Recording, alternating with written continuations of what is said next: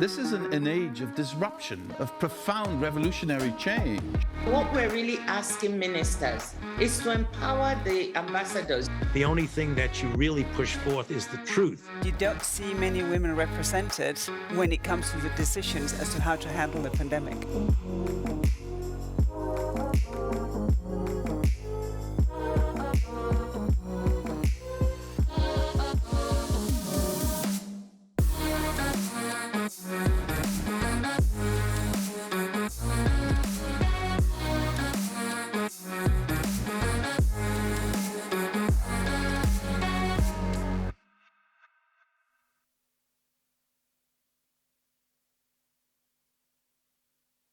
And you're watching Politico Live, the live extension of Politico's unbiased journalism. Thank you for tuning in to today's event on offshore wind, sponsored by Ørsted. To reach climate neutrality in 2050, the EU will have to massively ramp up the input of renewable energy. 22% of the energy consumed in the EU was produced from renewable sources in 2020, but that's far from being enough. In its proposal to revise the Renewable Energy Directive, the European Commission suggested increasing the ambition, and in its Repower EU proposal to have at least 45% of the bloc's energy mix coming from renewables by 2030. So offshore wind could play a big part in this uptake, but that doesn't come without some hurdles. And we will explore this issue in today's event. But before we start, I have a few housekeeping remarks. If you're joining us online, you can watch this event on our event website, on Twitter, Facebook, but also on LinkedIn. While you do, feel free to get involved too. We'd like to make this event as interactive as possible, so don't hesitate to participate by tweeting about it at Live Politico. You can also ask questions via Slido using the hashtag EU Offshore Wind. Please indicate your name and organization when asking a question so that it's transparent for our viewers and panelists. Don't hesitate also to vote for the question you'd like me to prioritize. I also invite you to answer the poll presented by Ørsted. The question is the following: how can EU member states best benefit from an accelerated build-out of offshore renewables following the Repower EU proposal? We will look at the results of the poll at the end of the discussion. But before we get started, we will hear opening remarks from our sponsor Ørsted and Ulrik Stridbeek, Vice President and Head of Regulatory Affairs. Ulrik, please. Thank you very much. Good morning, everyone. I am delighted to work together with Politico about this on this event. A very, very important topic. In our view, offshore wind will have to be one of the cornerstones in going green in Europe. And we put forward our views about how that could be accelerated here during the spring. First, to of course, meet our green targets by 2030 and 2050, but certainly also how to get rid of Russian gas as quick as possible. So the introductory remarks, I will make 2 points that are basically the cornerstones of those points we made during the spring in how to speed. So number 1 point. No surprise to anyone, I think, but to be able to speed up, we need state tenders, state auctions, which are now very, very ambitiously laid out. We need them to accelerate. We need to bring volumes, projects out into the marketplace. That will allow all the investors, both us that develops the offshore wind, but certainly also those that need to invest in the supply chain to make those investments to start planning. So this is our first point. Alongside that, we also believe there is great opportunity in additionally also opening up for businesses to develop offshore wind in a more open fashion. We believe that developers like us and very large industrial consumers would be able to develop these projects, offtake the power in a in a way where we're basically not disturbing the onshore transmission grid, where we can really accelerate things. So keeping two tracks is also our proposal. But of course, first and foremost, continue to bid out as much volume as possible through the state auctions. Our second point is that until now, offshore wind has, for good reasons, been built out step by step, like almost pearls on a string, making one tender after another. It has allowed us to reduce costs so that offshore wind is now cost competitive. But what has worked in the past will not work in the future. We have to make larger tenders, and in our view, also make those tenders assessed much more holistically, looking at not only a price feature. First, it was the cost of subsidies, and now it's the value of the offshore wind that is the cost feature or the price feature. But we believe we also need to look at other value creation that offshore wind can contribute with, and that needs to be solved. Looking at how and assessing tenders on how offshore wind can contribute in integrating the wind power, how we can use these projects also to solve the biodiversity issues, how to drive a broader sustainability agenda. We need all of our economies to be sustainable eventually. So looking at more features when tendering these projects out, we think is also crucial. And I'm very happy that Sander Gastra from the Netherlands has agreed to join us, because I think the Netherlands is one of the spearheads in driving that development of more holistic views. So I've looked immensely forward to this discussion, and with such prominent decision makers in Europe. And I think I will end my remarks with that. Thank you very much. Ulrich, and I'm also very much looking forward to this panel. So without further ado, I will introduce our distinguished speakers. We have 4 speakers for today's event. So I'm pleased to be joined by Esther Azin, Director of the European Policy Office of the World Wildlife Fund in Brussels, Giles Dixon, CEO of the Industry Association Wind Europe, Sander Gastra, Director General for Climate and Energy at the Ministry of Economic Affairs and Climate Policy of the Netherlands, and Mechthild Wösthofer, Deputy Director General of DG Energy in the European Commission. Thank you all for joining us this morning. And so I'll jump right into the discussion. As Ulrich said in his opening remarks, companies are really eager to build new offshore wind capacity in the EU, but they have some difficulties in the process, and sometimes the process are too slow. So maybe Giles, I'll start with you. If you could explain to us a little bit, what are the main barriers that you already facing as an industry in accelerating the buildup of offshore wind in the EU? Thank you very much. There are 4 main barriers. The first is what Ulrich has described. We still don't have very clear visibility about when different governments around Europe, who have made hugely ambitious commitments for the build out of offshore wind for 2030 and beyond, we don't know when exactly they're going to be auctioning all of that capacity. And you need to have a clear pipeline of auctions. There needs to be clear visibility so that the supply chain will invest accordingly. The second barrier is that we need the supply chain to invest in new factories to meet the huge volumes that governments are committing to. But the supply chain, unfortunately, today is operating at a loss. We have 3 manufacturers of offshore wind turbines in Europe, and they are all operating at a loss today. And clearly that is not sustainable. Action is required to return the supply chain to profitability. The third barrier, if we can solve it, will help return the supply chain to profitability, and that is the delays that still exist in many countries around the permitting of new offshore wind farms. Now, the European Commission's proposals in Repower EU for the simplification of permitting rules and procedures will go a long way towards tackling those concerns.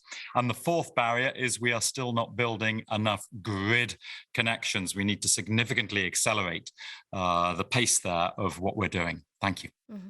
Thank you very much, Gilles. And so on that, I'd like to actually turn to Sander to understand a little bit if there are also other barriers that you have identified and that are, for example, peculiar to the Netherlands and how you overcome them. Because indeed, the Netherlands is one of the EU countries with the highest number of wind turbines offshore out there.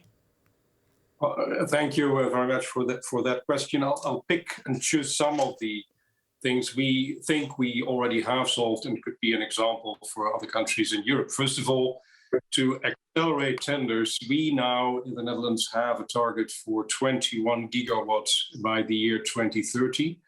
And the only way to go, and Ulrich and Giles already stressed that, to have a steady pipeline of tenders in the coming years, in the upcoming years. And therefore, just last week, we publicized this tender calendar, as we call it, this roadmap of tenders for the next years. And we would prefer to see that other countries around the North Sea follow that example, because that gives that clarity companies need to make their investments and help us in realizing that goal of 2030. Mm-hmm. One of the biggest hurdles I think we still have to manage is ecology or biodiversity. It's not enough to build out this capacity of offshore wind, but we also have to do it in a sustainable manner. And we think we all have to work hard to solve this issue of increasing numbers of offshore winds and at the same time maintaining biodiversity offshore. Repower EU possibly can help us with that, to reconcile the rules that go along with spatial planning and protecting the environment. But that is certainly a hurdle we haven't solved in the Netherlands yet. We're working on a lot of researching the ecological effects of these amounts of offshore wind. But that is something that we need to solve together with other countries around the North Sea, but also with the European Commission. Mm-hmm. And on that, if I can just follow up on what you just said, Sandor, have you engaged with your neighbors in the North Sea to indeed maybe plan those auctioning or talk more about how you protect biodiversity? Because indeed, it's like one sea, one ecosystem or collection of marine ecosystem there. Well, what we are doing now on a national level is that we, as Ulrich already mentioned, we not only do tendering for price, but also we do ask the bidding companies to also put in their offer certain measures to protect the environment or even to increase the biodiversity of the North Sea. And that is an example that can be followed and that we share with a number of countries around the North Sea. And together with Denmark, Germany, and Belgium, we have pledged to work on these kinds of tenders in the future even more. But that is, of course, not enough. If only 4 countries do so, that will not be enough to maintain or increase biodiversity in the North Sea. So we have to work with the UK, Ireland, and all the other neighbors around the North Sea. As well, we have a formal cooperation in the North Seas Energy Corporation together with all these countries. Mm-hmm.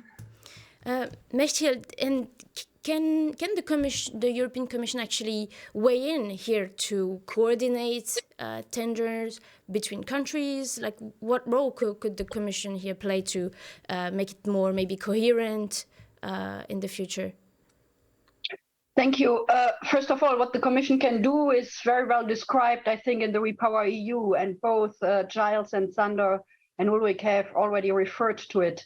I mean, we have a very ambitious overall renewable target proposed for 2030, which is 45%, And we also say that we want to double wind deployment by 2025 and triple by 2030, which means roughly for the power sector that there is an aim to deploy 480 gigawatt of wind capacities per year. So this is ambitious, and this is only possible if all the member states work together and do their own planning, which is reflected also in the national climate and energy plans, which we are looking at every 2 years, and member states are also invited to update them by the end of this year, taking into account REPowerEU objectives. And in addition to that, and I think that has also been mentioned, one of the key hurdles for deployment of wind and renewables and grids, by the way, is definitely permitting. And that is very well addressed in the REPowerEU. We have, for the first time, I think, proposed 3 things: a recommendation, a guidance, and a legal amendment on RED 2 concerning permitting. And I only want very briefly describe it because I think it's really necessary that we look at the recommendation and guidance where we have a lot of best practice for member states, from Netherlands, Germany, Denmark, Portugal, Poland, Czech Republic. There are a lot of best practices how we can speed up permitting. As we say, it's for wind farms, it can still take up to 9 years. But there are good examples where it only takes 3 or 4 years or even less. So the guidance and the recommendation have some very, very concrete ideas what member states can do to really accelerate permitting. And in addition to that, our legal amendment to our Renewables Directive, RED 2, which is now under negotiations, where we want to introduce overriding public interest for renewables, but also where we ask member states to define go-to areas. Mm-hmm. So I stop here, but I think member states are in charge of their own tendering. What we are looking at, and I think Ulrich mentioned it, on some non-price criteria, qualitative criteria, which we allow now with the state aid framework, but also we have ambitious target, which will trigger investments in this very important sector. Thank you. Thank you very much. Esther, I would like to bring you here, bring you to the discussion now, because indeed the Commission in the REPowerEU plan has proposed to make it really faster to build offshore wind, help with permitting, facilitate ease permitting procedures. But and as Michel said, make these infrastructure an overriding public interest. But does that raises any red flag with you, especially as an environmental NGO that's been involved with tender, but looking at how these wind farms are built and what are their impacts on biodiversity? Any red flags with this proposal? Thanks, Louise, and thanks for Politico organizing this event and my fellow panelists. I start with a short reminder, some positives, and indeed, as you said, some concerns and red lines. The first is that the EU has already a legal framework in place that allows to successfully deploy offshore wind energy in a way that is compatible with nature protection and nature conservation. These include the Marine Special Planning Directive, which offer guidance to member states of how to plan the different activities in the sea in a way that is forward-looking and based on science. Also, there is the Marine Strategy Framework Directive that sets up the requirements for what we call the good environmental status of the seas. And of course, the Birds and Habitats Directives that support the development of a well-managed and coherent network of marine protected areas. On the positives, we support the increase in vision on the targets for renewables, 45% by 2030, even if in WWF we'd rather support 50% by 2030, which is more aligned with science. And on the positives as well, this proposal in REPowerEU to have go-to areas for renewable energy infrastructure, both the, let's say, the energy itself, but the grids, based on sensitive mapping and a strategic environment assessment, that in general is a good idea. But again, in the case of offshore renewables, it's important to align this approach with the existing laws that I've mentioned before, and especially the legal requirement for an ecosystem-based approach. On the red lines, to exempt renewable energy infrastructure from any environmental impact assessment for us is deeply concerning, because we really need to collect data on the health of the marine ecosystems and the cumulative impact of the human activities in these areas. But also it's very concerning, this idea of the silent approval for development permits if the permitting authority doesn't respond in time. That risks that projects with a high social and environmental impacts are approved, and that would harm the reputation of the renewable energy technologies and use the energy transition. And the other speakers mentioned that it's a problem, that the permits take a long time in member states because member states don't have maybe enough staff to deal with the request properly. But we also believe that there are solutions that exist, and EU funds can be used to develop expertise at the EU level. And this is nothing new. It was already done when the marine special planning started back in 2014. So I'll stop here. Mm-hmm. Maybe I'll come to you, Sander, actually on that question, because as Esther was mentioning, maybe the issue is not necessarily with faster permitting or the fact that we need to respect nature protection rules or have environmental impact assessment, but also the fact that maybe there's a lack of staffing to process all these requests at the national level. Is that an issue in the Netherlands? Well, in the Netherlands, this is not the key issue, but I do recognize that the permitting time is way longer than the time we really need to build the wind farm at the end of the day. So we have to balance that out better if we are to achieve our climate goals by 2030 and 2050. But I could imagine this is only the Netherlands. That in other countries, staffing on the side of government clearly is a problem. As I indicated, an issue really for us also is to have the right data. We developed in the Netherlands the so-called framework for assessing ecological and cumulative effects of wind farms, looking at what we are realizing today, offshore wind, but also the targets for 2030 and beyond. And that is an instrument that gives us the information we need to really assess what the ecological effects are. And certainly that needs money and staff as well. And therefore we have donated a lot of money, put a lot of money in to really make these programs work and really do the assessments we need, which in the Netherlands is also a legal requirement for permitting. So staff on that end of the issue, to have enough staff to do the proper research, I think that is something that is really a challenge and will be a challenge for other countries as well. Mm-hmm. Giles, you also have maybe a more European perspective on this. So I'd like to ask also you this question about the lack of staffing and capacity. Is that something that you see in other member states, in some member states in particular?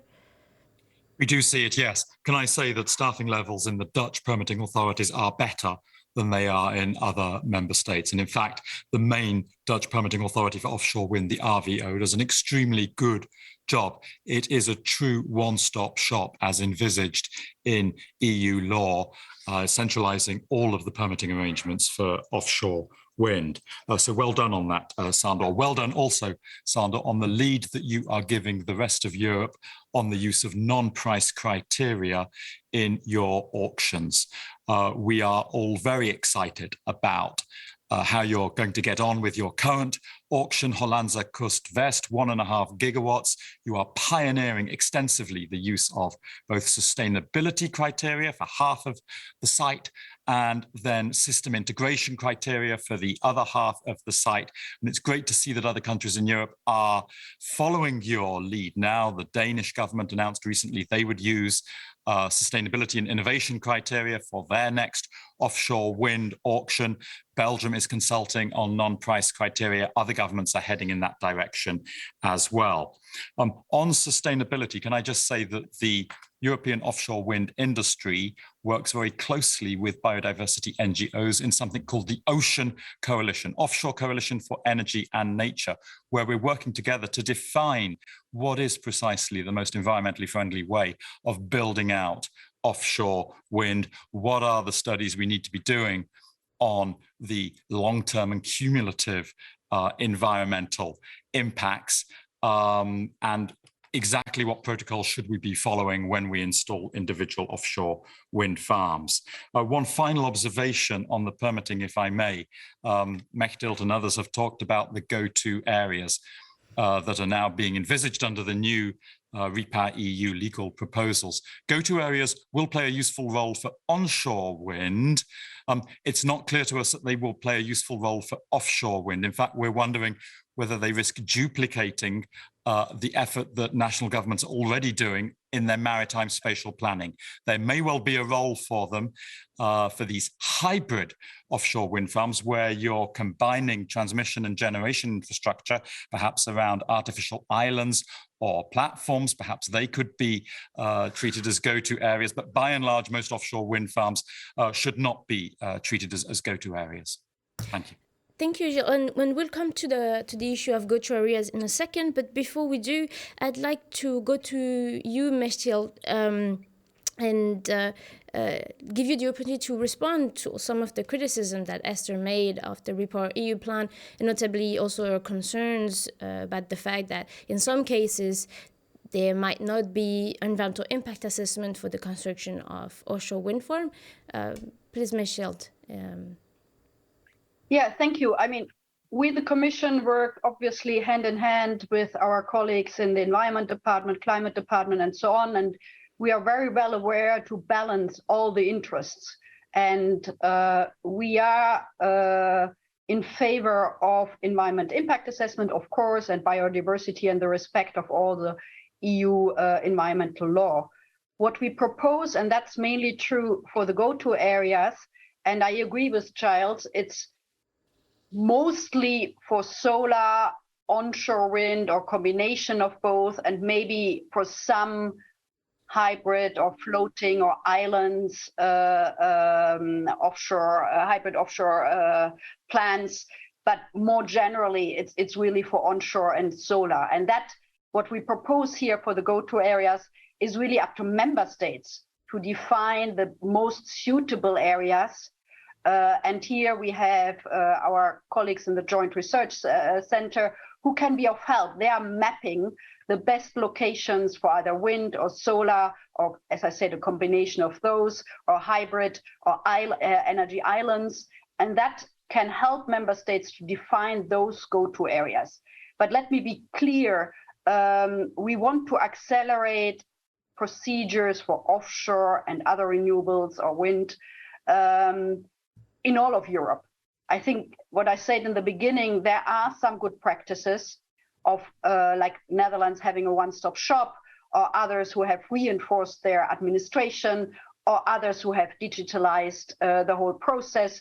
So we can, each member state can learn from each other, and we're happily sharing these and having a lot of interaction with the stakeholders and the member states, including industry and NGOs, and find a way together. And only in those go-to areas, there, I think, which are defined as mostly suitable, there is one strategic environment impact assessment, and then no special project by project impact assessment.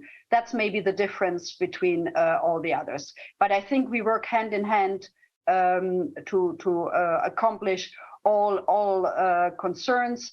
And also, as I said, in the second example of this legal amendment to RED II, one is the go-to areas, the other, which the Council took up, is the overriding public interest. And some member states have already introduced that, like Germany, but others as well. And this is something Council, but also Parliament, already took on board on their either draft report for the Parliament or the general approach from the Council. So when we go in trilogues after summer, I think this is something the two institutions will definitely take up. Thank you. Mm-hmm. So I'd like to actually ask you, Sander, how does a go-to area look like in the Netherlands, for example? How would you define that?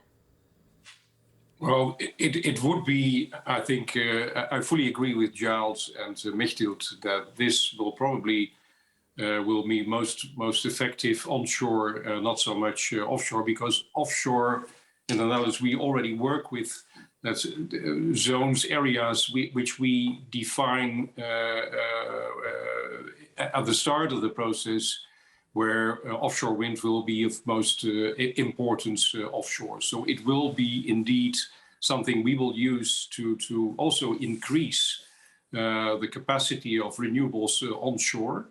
We're working now with regional strategies. So we have regional strategies coming from each province in the Netherlands, where they choose and pick their target for 2030 and beyond. As we all know, not so much solar, but especially a large scale of onshore wind is really an issue in the Netherlands, but it will probably be an issue in other heavily populated areas in Europe.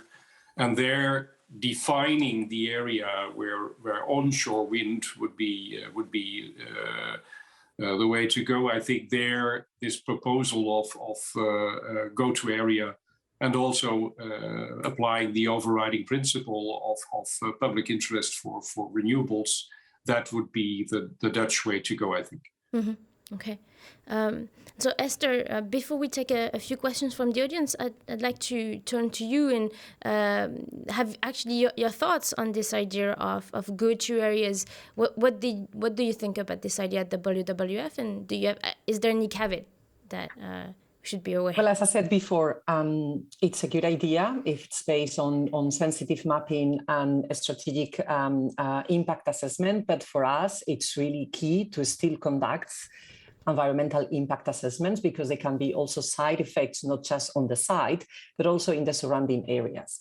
I'm talking about the offshore renewables. I think it's important to remind again that the tender procedures and the planning as well should be done in line with the requirements for an ecosystem-based approach to marine spatial planning. What does it mean? It means that the location of the wind turbines should be based in areas where they have the lowest impact on nature. And I think Sander also referred to that. That requires a planning that considers the best available science, but also considers the cumulative impact of human activities, and it hasn't been mentioned yet, supports also citizens' participation in the designation process. I think it's really key that we are able to engage with all maritime sectors when selecting the sites for the different activities at sea, and that includes the deployment of renewable energy infrastructure and the grids. And I would like to support what Ulrich, I think Giles, but also Sander mentioned, that we really move away now from a purely price-based competition. I think you all mentioned that, and the developers as well compete on environmental and on social criteria, not just optimizing the proposals for what is the cheapest price. Because again, and we had other roundtables where we share views about that, but the research shows that it's crucial to improve the acceptability to offshore renewable energy projects, but also that can increase, of course, the ownership and the acceptance and understanding of coastal communities. And indeed, in the Ocean Coalition, we're working together with Wind Europe, BirdLife, WWF, RDI, and many others on a set of recommendations for these environmental criteria. We are taking some good examples like the Netherlands or France, and that can include criteria to incentivize circularity in the supply chain, or design choices to reduce the environmental impact. Or, that's also quite important, financial contributions to a nature restoration fund as well. Mm-hmm. Thank you. Yeah. So I'd like to take a few questions from our audience. I have, for example, one from Michael Mizanski, sorry if I did pronounce your last name wrong, from Transnet BW, who asked, does the scope of go-to areas also include network infrastructure? And also, isn't there a risk that areas outside go-to areas become de facto no-go areas? Maybe Mechthild, if you want to take that one. Thank you. I think that's a very good question, and we can only learn from experience. And I can quote that, for example, in France, they had something similar. It wasn't called go-to area, but special areas a couple of years ago. And the experience was not so good because it took a long time to agree and define these go-to areas. And that slowed down the whole process of renewables or onshore wind projects. So I think we need to be clear, as I said, we need to accelerate the permitting process all over in Europe for offshore wind, for onshore wind, for renewables, including grids. And I think that our proposal is very clear on that we want to accelerate the process. And as I say, there are very good examples in the member states. We have the RED II, already existing RED II, where we ask member states to have a one-stop shop. Many have installed it, but not all. We have good examples of, as you said, bringing in stakeholders, like in Belgium with an iterative process. I think in Denmark as well, from the start onward with the Danish Energy Agency, to bring in that process everyone on board, or at least try to bring everyone on board from the start of the project. So I think we have that overall aim to really accelerate, and as permitting is one of the key obstacles, we have to tackle it. And then in addition to that, there is the concept of go-to areas. And as I said, we can learn from experience, and it shouldn't take years to define a go-to areas. And that's why our scientific office, the GRC, the Joint Research Center, did already a mapping for particularly suitable areas, regions, small areas. It can be only a very few in one given member state. It's up to the member states then to say, okay, we have 2, 3, whatever, very suitable go-to areas where we want to have onshore wind or solar or combination or hybrid. And this is particularly suitable. And there we go ahead. And there we want really to accelerate even more with one strategic impact assessment on environment. Mm-hmm. And then we have already, because it's particularly suitable and we have checked, then we can go ahead faster. And I think that's the idea behind these go-to areas. Mm-hmm, mm-hmm. And then we have a question for you, actually, Sander, from Mike Parr. He says, offshore wind farms have been around for decades. Are you, Sander, saying that biodiversity is not now understood yet? Not understood yet, I think, is too bold to state. But imagine having 280 gigawatt offshore wind power in the North Sea. That is something that we haven't had yet, and it will certainly have some unknown effects, not only below sea level but also above sea level on bird life, on maritime life. So that is the reason why I say we need continuous research doing this as we go step by step, not only in the Netherlands, but also in all other countries around this basin of the North Sea. And that is why I state that really we do really need extensive research to have a step-by-step approach and seeing what the rollout of offshore wind means for ecology and how we can mitigate and also compensate possible negative effects on the ecology we see. Mm-hmm. So it's not that we don't know anything, but we have to do this continuous research to see how we can improve both on the climate challenge and on the biodiversity challenge. Mm-hmm. And I'd like to take one more question, from the audience, from Nadja Ziebach from Bund, the NGO, asking how do wind turbines work in MPAs, in marine protected areas. Maybe Esther, if you want to take that one. What are maybe in these cases the concerns that there are in making sure that the wind turbines work in marine protected areas? Does that work actually in practice? Thanks. Again, reminding some principles that are important for nature protection organizations, WWF Bund. First, I think offshore should not be considered for placement within marine protected areas and should not be allowed in what we call the strictly protected areas. Why? Because these areas are essential to guarantee the regeneration of marine ecosystems, the productivity as well, but very important to reduce the ocean's vulnerability as well to climate change. In the former biodiversity strategy, I mean, there was a commitment, voluntary commitment to have 30% of marine protected areas at sea.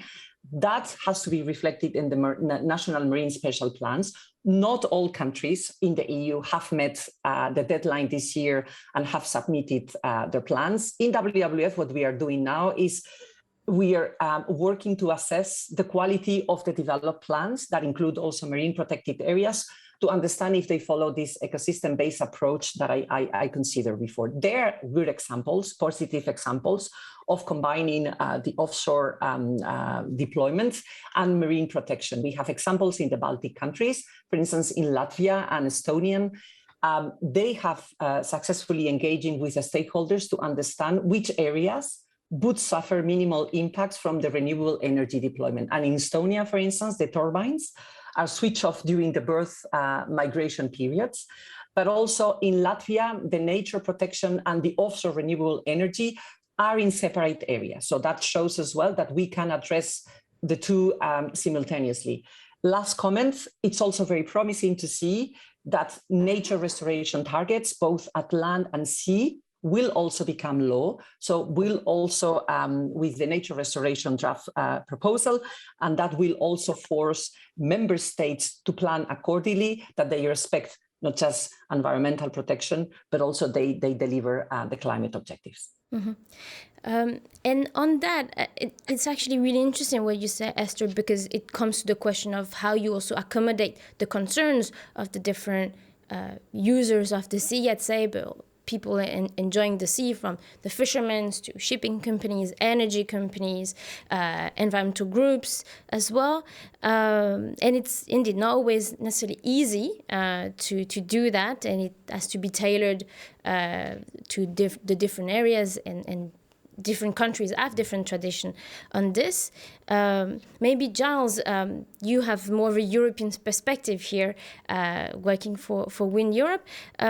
What are maybe the best practices that you have identified to indeed accommodate the different those different concerns and different users? Is there also maybe any innovation that are being developed at the moment to make sure that, I don't know, fishermen can fish between wind turbines, that, you know, it's easier when the projects are planned, the blueprints are put on the table, to make sure that the different actors find their interest there?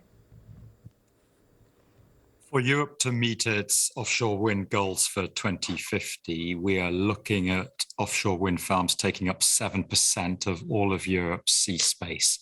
Now, clearly, with that, and already today, the developers of offshore wind farms are very sensitive about the interests of the other economic and societal actors that have a stake in the same sea space that we're using for offshore wind farms.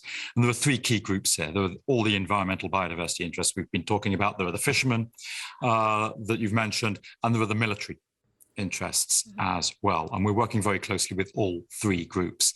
Now, there are many examples of good practice already in terms of how the offshore wind industry interacts with these groups. Sander, in the Netherlands, you arranged a summit meeting between the Dutch fishing industry and the Dutch offshore wind industry a few years ago at a location on the coast. They signed an agreement after days of negotiation that involved commitments on where the offshore wind farm should be located, what sort of compensation should be paid to the fishermen, how fishermen could be involved in supporting the offshore wind industry as well.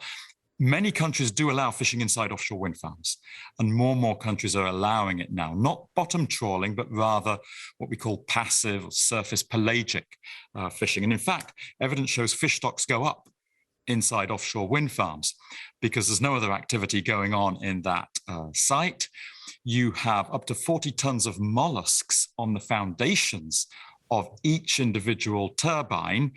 That's good for fish stocks. The seabed is cleaner than it would otherwise be. There's no dredging or other seabed distorting activity going on. And in many cases, we're now laying artificial reefs on the seabed and promoting aquaculture. I think in the Netherlands, Sandor, you're farming oysters for the first time in over 100 years now. So it's important to note that, of course, we've got to monitor very carefully the potential negative long-term impacts, cumulative impacts of offshore wind on biodiversity. But there are positive impacts that we are seeing already.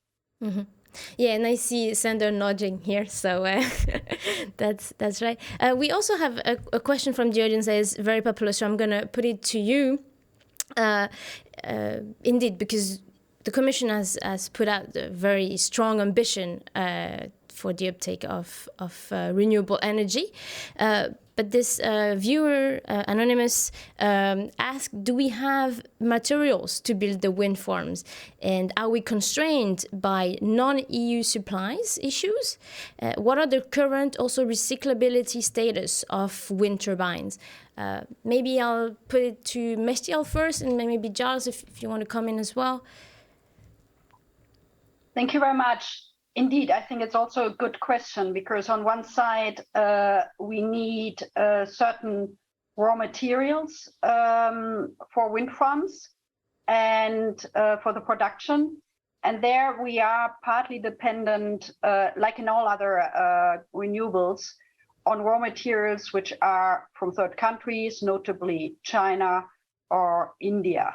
And there, I think we have already started to look at it together with colleagues within the Commission. And we have started, I think, in March this year, with a supply chain resilience platform. And also we have regularly our Clean Energy Industrial Forum, where we look how to overcome possible supply chains disruptions, which are now obviously also COVID or Ukraine war related. So there are maybe more than in the past. So there's a supply chain issue and there's a raw material issue, which we are trying to assess together with industry and third countries to overcome it. And I think here in particular, as I said, there is the need to diversify and to look at possible production not only from China and India for some of these raw materials we need, but also within Europe or in other third countries. And there we are working very closely with industry, and I'm sure Giles is well aware of both our initiatives on supply chains, but also on raw materials. Thank you. Mm-hmm. Giles, I don't know if you also wanted to maybe come in here? Yes, thank you. Mechtel, we really appreciate the good work that the Commission is doing now to strengthen the resilience of Europe's offshore wind and onshore wind supply chain. As I said at the very beginning, the wind supply chain is operating at a loss in Europe today, and this is not sustainable. The supply chain has a lot of capacity in Europe, over 250 factories making turbines and components for turbines, onshore and offshore wind. But for offshore wind, in 3 years' time already, we don't have enough factories, given the increase in the number of new offshore wind farms that we have to build. So our factories could build up to 7 gigawatts a year of new offshore wind turbines today. From 2025, we need to be building 8 gigawatts a year to meet member states' targets. Already in 2 years' time, we have a shortage of vessels, the boats and ships that we need for installing offshore wind turbines and for doing the maintenance activity. These are very specialized vessels, no ordinary boats and ships. And in 2 years' time, we simply don't have enough of them in Europe. We also will not have enough port infrastructure in a few years' time to deliver the 2030 targets. We need to invest around 9 billion euros very quickly indeed to ensure that Europe's ports are capable, have the space and the heavy loading quaysides and so on to transport all of the equipment out to the offshore wind farms. One brief observation on recyclability, which was part of the question.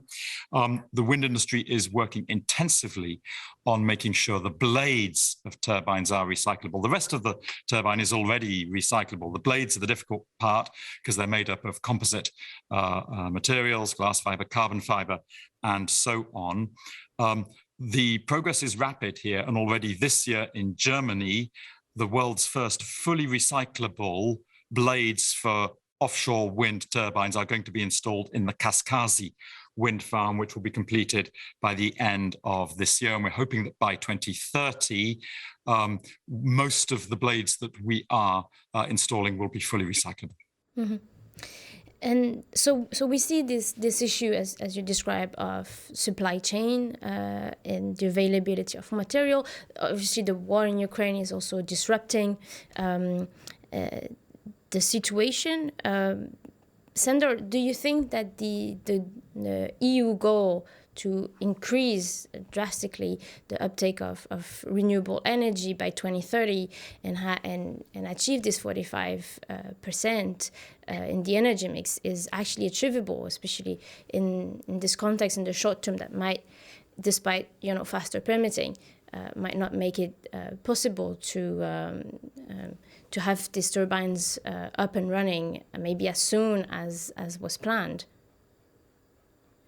Well, we do see we have a huge challenge there, and things, especially in the supply chain, haven't become easier due to the crisis around Ukraine. At the same time, Ukraine is also, let's say, a wake-up call and an alarming appeal on all European countries to step up their efforts to reach the climate goals, because stepping up our efforts also means that we will make ourselves independent from the delivery of fossil Russian energy coming from Russia. So it's not a question mark. We need to step up, and of course, Giles and Ulrich already stated that giving as much investment security and as we all can as European countries to the industry is of crucial importance. And I already said one of the instruments we can use for that goal is having each and other country in Europe having a tender roadmap, making sure to the industry that we will develop these volumes in the next years, not only up until 2030, but also beyond 2030, and that was the pledge that already has been given by Belgium, Germany, Denmark, and our country. So I think we need that clarity coming from all member states, and that will help the supply chain to make sure that they will invest in chips, like Giles said, in circular blades and all the other things we need. But that certainty we need to give to the industry to make sure that they can deliver on our challenge, on our goals that we set for 2030 and 2050. Mm-hmm. And as we are close to reaching the end of the event, I'd like to take a few more questions from the audience. So we have one from Alexis. The Commission proposed new rules to speed up renewables capacity permitting, but how does it plan to speed the permitting for necessary grid infrastructure? Mechtild, maybe if you could please take this one. Thank you. As I said, I mean, in our permitting proposal, we include renewables and related grids. So this should be speeded up as well. But I think overall, it's a key point. We have a 45% target for renewables by 2030 in our Repower EU, but we also need the relevant infrastructure. And in a lot of member states, there are still some lacks on the electricity grids, either to the offshore or within the EU for renewables more generally. So this is something which we are working on together with the member states. We have the framework, which we call 10E, which was agreed rather recently, a revised version. And here we really look at at electricity interconnection, dedicated hydrogen, but also we ask member state, there is one particular article in it on offshore grid development. And there we work with member states and we are ready, if that fulfills the criteria for 10E and project of common interest, to come in here also financially if the criteria and the regional development is covered. So I think there is indeed a need, it works hand in hand to develop the infrastructure with the projects. And there is, since more than 10 years, Sandra knows that the North Sea partnership on offshore wind, where all the member states, together with the industry and the promoters, work together. And I think this is really a success story. And we are now looking also at the Baltics and in other suitable areas to have a project, both offshore wind with the relevant infrastructure developed. Thank you. Mm-hmm. I also have one question for you, Giles, from an anonymous viewer. Which skills does the industry look for now, and which skills will be needed also in the next 5 to 10 years? So one of the many challenges we face on the supply chain is the build out of the workforce. There are 77,000 people working in offshore wind in Europe today. That number needs to be 200,000 by 2030. And we are already struggling to find the necessary skilled engineers, technicians, and other staff. It's the usual issues that all manufacturing and infrastructure industries face across Europe. Not enough engineers coming out of universities. Too many that are coming out of universities with engineering degrees are going off to do other things. Not enough technicians studying in technical colleges. And national governments and the EU collectively really need to address this. One bright spot in the offshore wind industry, there is a natural skills transfer from offshore oil and gas into offshore wind, and we are benefiting from that already. Many people are coming across and bringing extensive skills and experience. On the supply chain, can I make one final observation, which is about costs that governments risk imposing on it? Denmark, in their last offshore wind auction, said to the winning bidder, we're not paying you any money anymore. There's no subsidies. Actually, you're going to pay us money. And we want you to pay us 375 million euros. That's the price you pay for the privilege of building our latest offshore wind farm. Now, that's 375 million euros extra costs for the developer that have to be passed on, either to the energy consumer in the form of higher bills or to the supply chain. It's 375 million euros less that they have to spend on their turbines. In practice, those costs will be passed on to both the supply chain and consumers. And this is not good.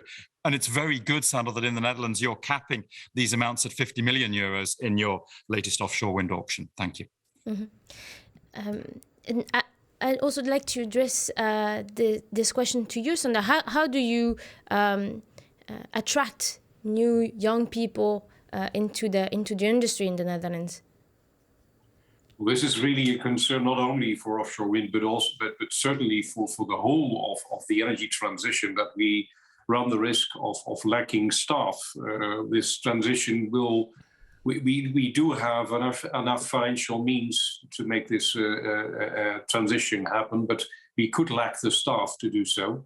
We're currently working together with the Labour Ministry and the Education Ministry to see if we can boost the influx of students in more technical studies, of course, because that is where we need them, not only for the energy transition, by the way, but there are lots of transitions happening where we really need more skilled young people with an education in the more, let's say, technical professions.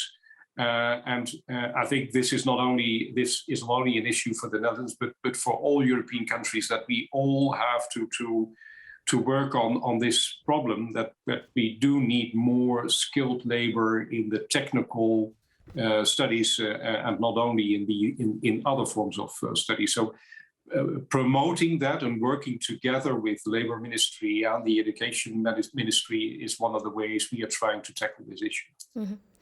Esther, I see you also nodding here. Maybe if you want to jump in. Well, just to reflect also quickly on what my colleague said, I think an issue also that we are, and Repower EU put it as well, a stronger narrative that we are not discussing is we see a growing demand for energy as well, for electrification, but we also need to look at energy consumption. You know, we need also to support the most vulnerable households. We need to discuss building renovation waves. We need to talk about sustainable mobility instead of only electric vehicles. So I think that's important that we also advance on that and we avoid falling in the trap of getting rid of a fossil fuel dependency coming from a country and then furthering our dependency on other types of fossil fuel. So I think also Repower EU contains a strong narrative about the fact that we have to pursue the development of renewables, especially wind and solar. I think it's also interesting to hear what you are saying, Giles and Sander, the fact that a couple of years ago, we were rather hearing that people would lose jobs because of this energy transition, and now it's on the contrary. And I think for me, that also raised the question about what is the level of ownership as well of these renewable projects by local communities, how we can get there as well, where, for instance, we support renewable energy communities. We also support, for instance, financial contributions. Sander, you said that there's money available to local communities for retraining opportunities, you know, for workers. So there's a lot I think we can still do in building the ownership and attracting people to join this sector. Thanks. I'd like to ask one last question, before we wrap up. As you were mentioning, Esther, the question of energy efficiency, and indeed, even with faster permitting, offshore wind and the building of new wind turbines will take years before we see them up and running out in the sea. So in the short term, energy efficiency might be part of the solution, but we see that with the war in Ukraine and the EU's goal to reduce its energy dependency and its imports from Russia. Marcel, does that mean that in the short term, and especially this winter, European citizens will have to ration energy? To ration their energy, and how is also energy efficiency, part of the solution here? What's the Commission thinking here on this question? Yeah, I think Repower EU, and thanks for mentioning it, is very, very clear. It has 3 key objectives, and they are very, very valid. First, energy savings at short term, and we have some concrete examples how to run it. I know that member states like Denmark, like Netherlands and others are running campaigns to save energy in the short term, and everyone can contribute to that. But it's also about more medium to long-term energy efficiency measures. This is objective number 1 in our Repower EU, not only for climate, not only for reducing the dependence, but it's also reducing the bill and addressing energy poverty with the high energy price environment we are living right now. Secondly is about diversification, and that you mentioned from suppliers, and here fossil fuel in particular, and from Russia.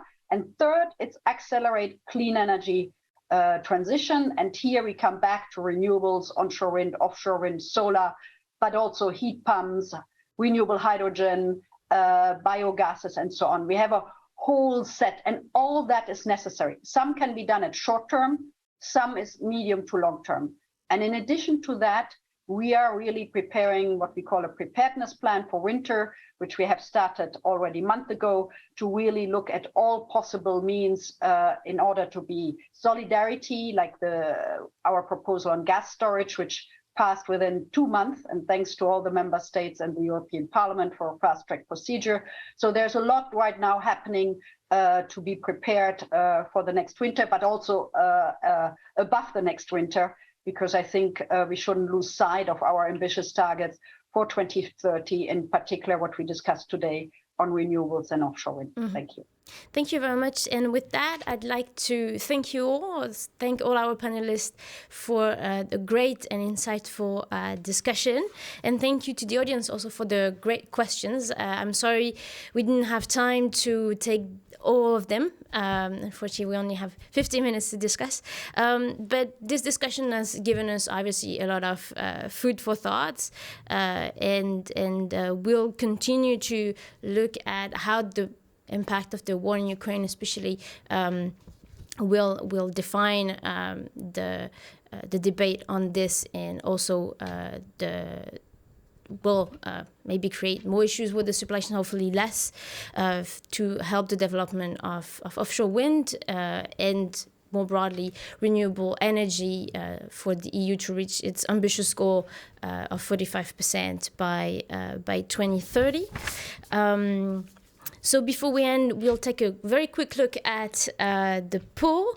The question was, how can EU member states best benefit from an accelerated build-out of offshore renewable following the REPowerEU proposal? And we see that 38% of the respondents think that grid build-out and load stability aided by interconnectors and energy islands could be one of the benefits. So finally, I'd like to thank you all very much, and thank you all our speakers for joining us, and for the audience for tuning in online and asking so many good questions. Before we go, we'd like to hear your feedback. So don't hesitate to email us at live@politico.eu. You can also check our other events on the Politico website event, and let us line up everything that is happening in the coming weeks. So it's politico.eu/events. And with that, I left to wish you all the best and a good rest of the day. Thank you very much.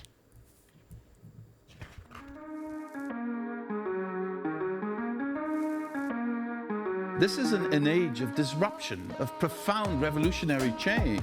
What we're really asking ministers is to empower the ambassadors. The only thing that you really push forth is the truth. You don't see many women represented when it comes to the decisions as to how to handle the pandemic.